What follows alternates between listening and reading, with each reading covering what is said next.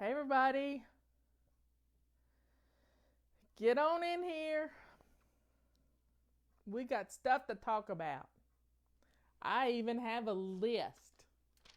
That's not usually how I do things, but it is today. Come on in, Kimberly, Shelly.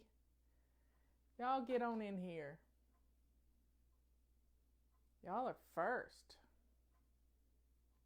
Sandy and Elizabeth, I need my little looking glass. Anyway, Jeanette and Kathy. Well, how's the microphone today? Give me some thumbs up if everything sounds okay.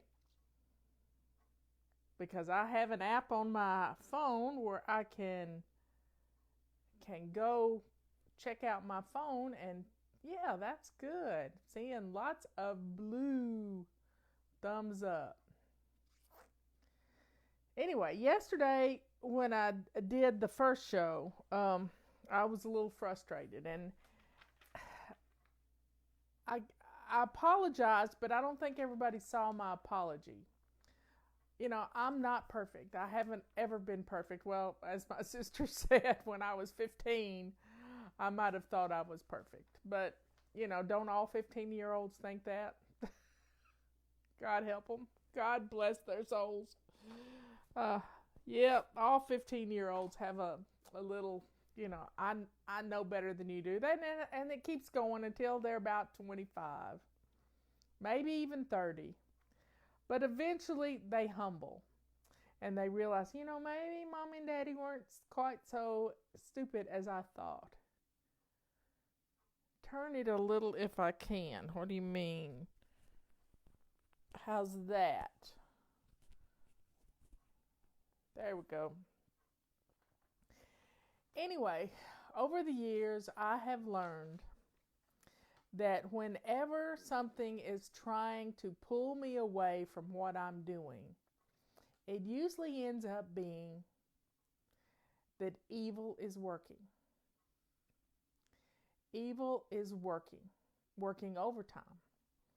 And yesterday, some people thought I was talking about some of the folks on the show that I was saying was evil. Well, God does use evil does use good people to cause problems, but that wasn't what I'm saying. I was saying the microphone was giving me problems, and that was evil that was keeping us from really talking about the things that we needed to talk about, like perfectionism and our clutter and everything that keeps us away from our homes. Well, clutter is also produced by evil to keep you separated from your family. Now, I apologized right quick. Not everybody saw it, but I did apologize, and I live by the 48-hour rule in politics, in personal relationships, and everything. And this 48-hour rule is a rule that Scott Adams, who you know I listen to every single day, I hang on his every word. And that 48-hour rule says a person, Republican, Democrat, whatever, has 48 hours to tell you exactly what they meant. You can't read my mind, and I can't read your mind. So I had 48 hours. Well, it's only been about 24 hours, but I did it within an hour because I got on the phone, talked to the microphone people, because this microphone wasn't cheap. But I got a new phone. Who is Scott Adams? Scott Adams is the cartoonist for Dilbert. If you read the newspapers and you see the Dilbert cartoon are online. And he's written several books, which I have read, every one of them. Some of them I have read twice, which I told him the other day when I was recommending Tucker Carlson's book. I thanked him for recommending it, and he said, well, I guess you haven't read Win Bigly. And I said, it was the best book I'd read this year. And he said, well, you haven't read Win Bigly. And I said, no, I read it last year twice. So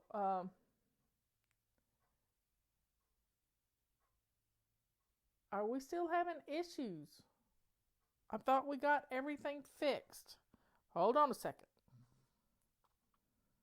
Let me go into my little. I don't want to. That's what I want right there. Marker. I got it up as high as it'll go. Input level is as high as it will go. I don't know what else to do. Anyway, so I apologize for y'all thinking I was talking about you being evil, but I wasn't. I was talking about, let's quit talking about it. I'll try to get it fixed, but let's focus on what we need to focus on, because that's what evil does, tries to pull us away from what we're supposed to be doing. Now, I woke up in the middle of the night with a horrible thing on my mind. And I want you all to pray for Justice Kavanaugh's family. You just have to pray. I'm not going to voice it. I don't want to give it a voice, but you just pray. Let's see. So the 48-hour rule holds. I explained everything, and here we are. I'm not perfect. I never will be. But we strive for perfection. But when we acknowledge we've made mistakes, that frees us up.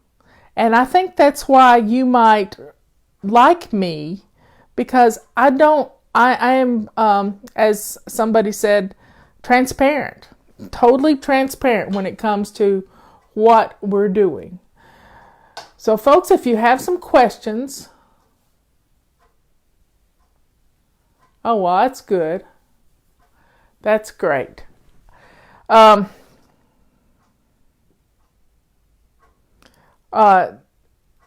was the vision I had in the middle of the night was not about Dr. Ford. She had her issues. I understand. This was about a child. So, folks, this was about Justice Kavanaugh's children.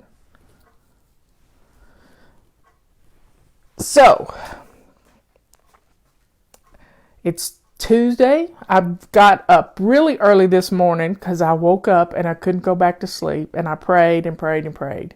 And then I hit the road around 7:30, met Justin about 8:30, picked him up. He took his mother to breakfast. We had a nice breakfast at IHOP. Nice little omelet. Spinach mushroom for me. He had a Mexican omelet, which was hot. And I have a confession for you. I am barefoot right now. I took my shoes off and I forgot to put them back on. I'm also making a video for you. Robert went to the grocery store this morning and bought 6 pounds of ground chuck. And I am cooking it in the crock pot and taking pictures all along the way. And I'm going to put together a video for you. Well, I took my shoes off a while ago thinking I was going to get on the couch because I was having a little dropsy feeling. But I finished off my cup of coffee from the morning that I hadn't totally drank all of it. And that really gave me the perk that I needed. So I'm sitting here barefoot, feeling a little bit ashamed that I don't have my shoes on and that I forgot to put them on. And hey, stuff happens. They got wet and they probably need to dry because it was really damp this morning when I walked out to the car. So I'm cooking this hamburger meat, and we did 6 pounds, and then I got my food grinder out, my salad grinder, and I ground up, just shredded, 3 big onions. And so it's 6 pounds of hamburger, 3 big onions, and 2 cups of water. So think about the proportion. 6 pounds, 3 onions, and 2 cups of water. So if you took that in half, well, let's do 2 pounds. If you did 2 pounds of hamburger meat, 1 onion, and 2/3 cup of water.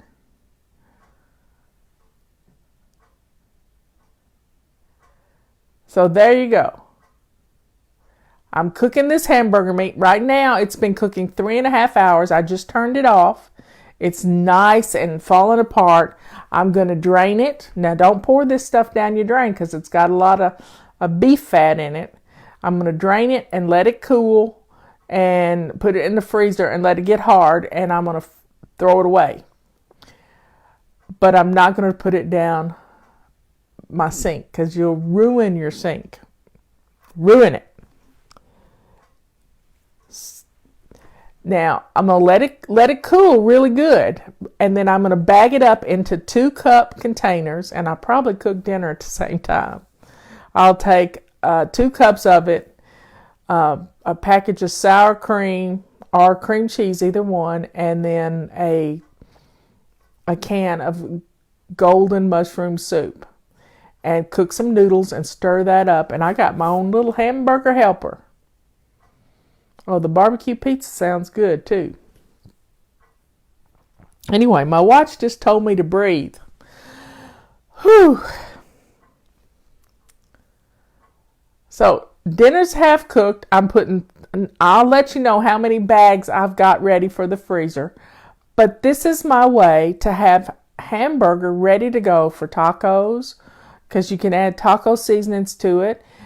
And for casseroles, when you need to put together a casserole, and it just makes cooking dinner fast and easy.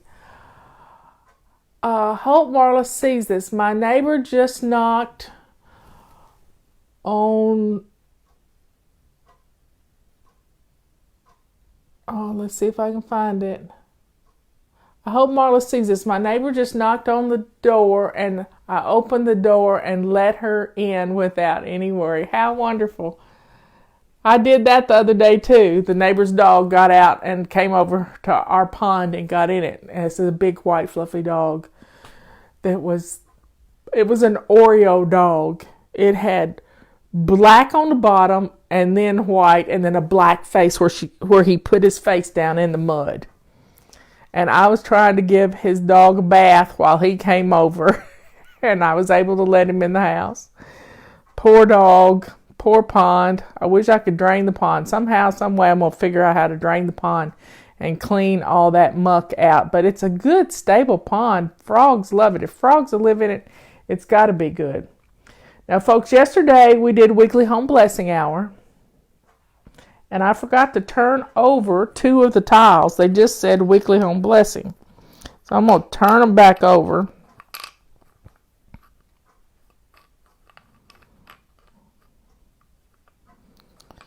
And show them to you again.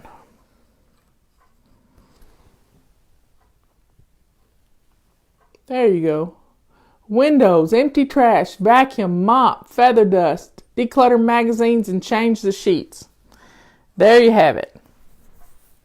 If you'll write those down on a little piece of paper or cut a note card up into pieces and put them in a jar, you're going to have fun. Now, day before yesterday, we didn't finish this, but I gave you some homework assignments 2 days ago. Declutter serving bowls, declutter your recycling, and declutter a pan or a skillet. Yep, we can all do that. I'm going to put those in the jar, and we got to come up with 3 more. And I have my little pen. So we're in the kitchen this week, but it doesn't have to be the kitchen where we're going to declutter. So I need some ideas. My nose is itching. UPS guy just came, so it's not the UPS guy. What do you think we need to declutter? I know something. I have my truck full of kitchen items.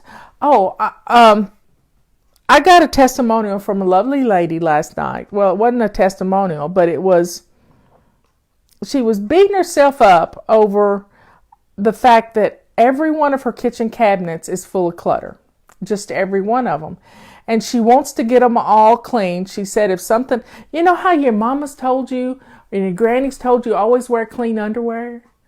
Or if you had an accident and you didn't have on clean underwear, that it would be shameful. Well, She was thinking about if something happened to her, her sisters and her mom would see how messy she was. Well, don't you know they already know that? So let's old cleaning products. That's good. Declutter. Old cleaning. There's a place at your landfill for those. Don't put them in the regular trash. Now, some of the stuff I just old soapy stuff I use as toilet bowl cleaner. Okay, so I need to scroll back through some of these things and see if I can see some of them. Declutter the top of the fridge. So she was fearful that her whole kitchen was a mess and she was seeing the whole thing. Well, we've got to stop that. We've got to stop thinking that way. Focus on one shelf, one drawer, just one at a time. Set your timer for 15 minutes. Let me get it up here. Get this thing cleared. 15 minutes. And just work on one cabinet. And half the stuff in there is trash. Half the stuff needs to be donated, given away. Bless someone else with it. So let's, in honor of that precious flybaby, let's declutter one kitchen cabinet. Declutter a kitchen cabinet.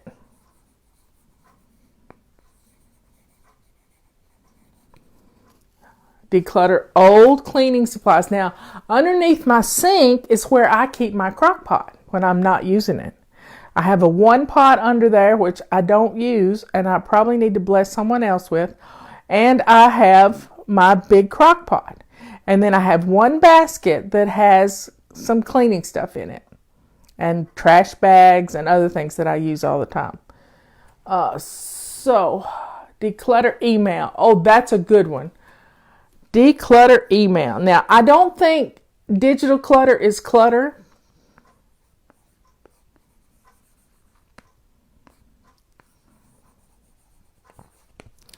But a full inbox will stop you from getting our messages, and at which point you start bouncing, and then you're not getting our messages because your inbox is full. You can do Control A and delete, or you can do Control A and move them all into another folder and keep your inbox empty. Got to get to the bottom again because I'm missing everybody coming in. There's Donna. So folks, let's empty our inboxes. You can do it right quick. It doesn't take long. And when you do it, it feels good. And if you're saving my emails, don't do that. Don't do it. They come around again. I'll write something else saying the same thing, but just let them go. Now, there is one that I sent out today that you probably need to print it and put it in your control journal so that you can be prepared for a storm. Now, we've got this storm coming, and it's Hurricane Michael. And it's a level 2 right now. They know it's going to hit Florida, but they don't know if it's going to come up toward northern Georgia and hit us or go across the state of South Carolina. It's just all iffy right now, as it always is. But we're prepared. I have dinner in the crock pot. This morning, I woke up to red sky in the morning. Sailor take warning. That means there's a bad storm coming. So we are prepared at our house.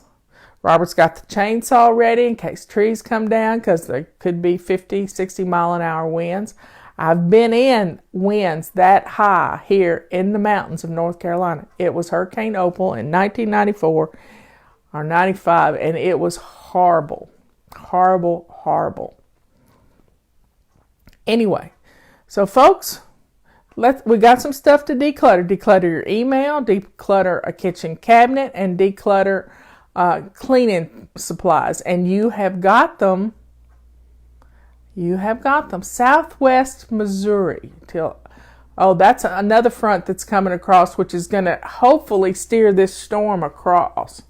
So being prepared, being ready to evacuate, being ready to take shelter in the event of a tornado. I mean, those can happen just like this. I'll never forget a few years ago when the tornado hit Tuscaloosa, Alabama. Now, I'm a weather nut, and my sister was in Atlanta, and this tornado was staying on the ground and coming right toward my sister.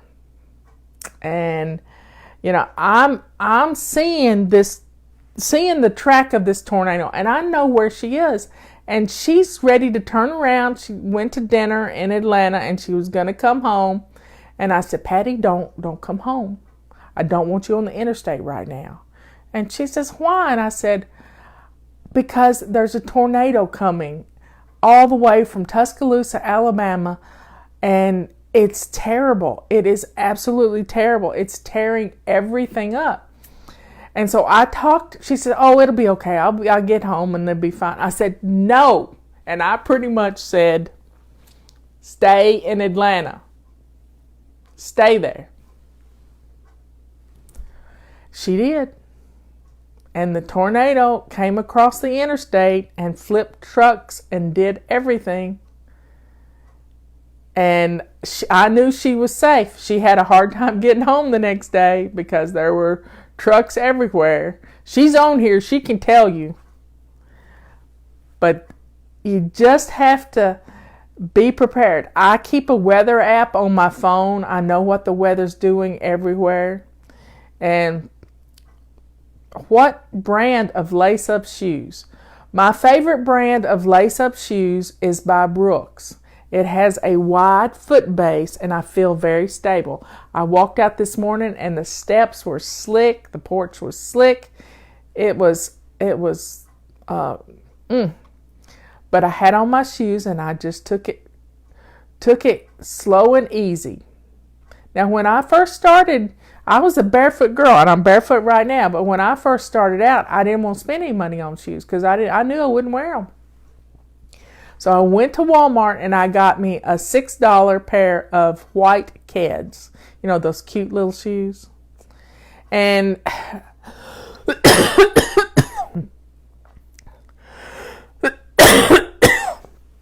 pardon me. I took a gasp of air and strangled myself. That's not good. Anyway, so I only wear Brooks right now. They're purple and white, and they don't make them anymore. So every time one comes up on on eBay, I buy it. I wear size 10, and they're purple, and I'm happy. So having shoes on your feet is good, even though I don't have them on right now. My feet were really hot a while ago, so I had to cool my feet off for a little bit, and then I forgot to put them back on. But I don't like to go in my kitchen barefoot. I just don't. So I'm going to finish up my video for you. And you can get Brooks in a wide size too. And I loosen up all the laces, and then I just tie a knot in the end, and then I slip them on. So I can get them off, but they're just really good all-round shoes. I wear them winter and summer, and when it gets really cold, I wear boots. I like to wear boots and with a fur lining on them. But they're not easy to take off either. And I like lace-up boots, but I don't have any lace-up boots right now. So I wonder what makes somebody a top fan. There's several of you on here that are top fans. Well, thank you everyone for watching me every day. I know from watching Scott Adams every day, I never thought I could do a show every single day, but it's been quite easy. We've been doing it since May, and I kind of live for it now to talk to you. I was able to share with you the death of our sister. Oh, that's something else I wanted to talk about. I got a email at 11 o'clock last night from my mother's first cousin, and he asked if I wanted my great-grandmother's chair. And it's a swan neck rocker. And I had told him once upon a time if he ever wanted to get rid of it that I would like to have it. And so now he's decided he wants to get rid of it. And he has her sewing machine, which I don't need a sewing machine. I have 3 of them. And her great big radio that she used to listen to the radio on. That's all they did. And I told him I didn't want the radio and I didn't want the sewing machine, but I wanted the chair. So I've got to figure out how I'm going to do it, but I'm going to put the chair in here somehow, some way. I don't know how yet, but we'll find a way. I'm good at rearranging furniture. I can make a way for it. I don't want to get rid of it. This was Robert's family chair. This chair was used as a pattern for a prominent furniture company. This chair came over on the Mayflower, probably. This chair is over 300 years old that I'm sitting in. It's been recovered so many times. I spent 2 days taking all the nails out of it because the last time it was recovered, they said, we can't cover it anymore. There's no more place to put a nail. Well, I pulled all those nails out, and they were hand-forged nails.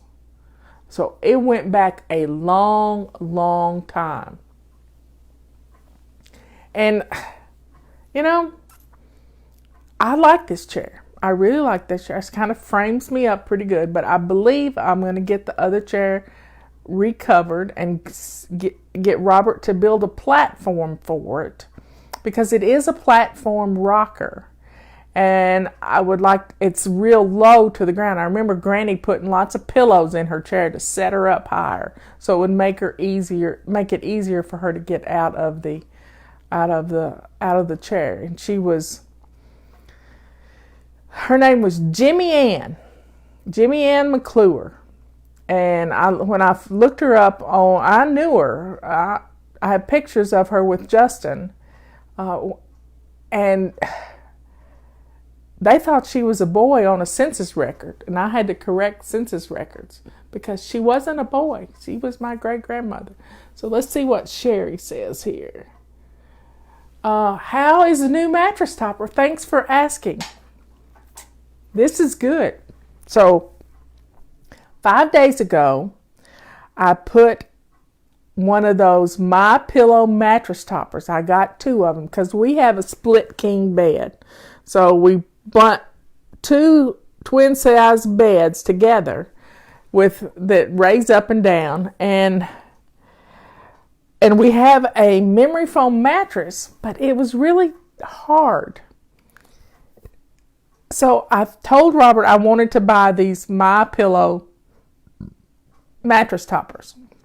So we got them on the bed. Do you know that my neck pain is gone? Totally gone. My doctor wanted me to go get x-rays and get an ultrasound, and the pain is gone. It was all because of my mattress. I'm a believer. He should have me do a commercial for him. These things, I have no more pain or range of motion issue, nothing going on. It is a miracle, but it's a MyPillow mattress topper miracle. Do you use the MyPillow pillow? Yep, and I got 4 free ones in. I gave 2 away to Justin, and then I put 2 new pillows on my couch, and they were just regular sized ones. So I've sort of been redoing my decor in the living room. So I got a little patchwork. I'm kind of going with a little primitive look.